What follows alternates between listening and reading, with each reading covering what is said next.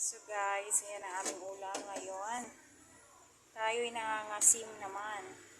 So, mag-ulam tayo ng sinigang na hipon uli, ang all-time favorite. Sinigang na hipon at saka nilagyan natin ng sibuyas, of course, and kamatis, tsaka bangus. Ayan. Nakakamiss din mag-ulam ng ganito. Matagal-tagal din kami hindi nakapag-ulam ng ganito. Kasi 'di ba?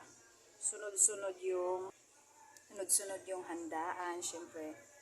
Puro karne. So nangangasim naman kami ngayon. May asim pa, charot. May asim ang aming ulam. So tanong ko kay Habe. Sabi niya, sinigang tayo ngayon. May asim ka pa ba? Kinikilig pa pala. So, yan. Sana'y humigop din kayo ng maasim na sabaw. So, tikman na natin guys. At andito naman na lahat ng ingredients. Na ilagay na rin yung pampaasim. So, tikman na natin ang sabaw.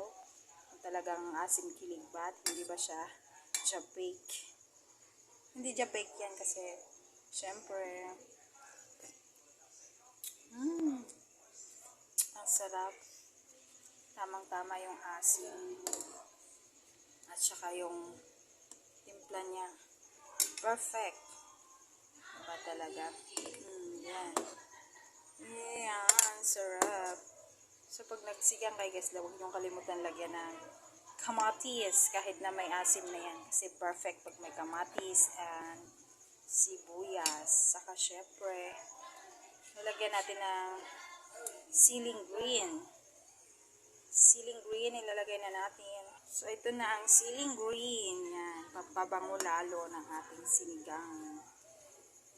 So, yan guys. Yun lang. Kain na rin kayo. Yummy, yummy sabaw soup. Seafoods.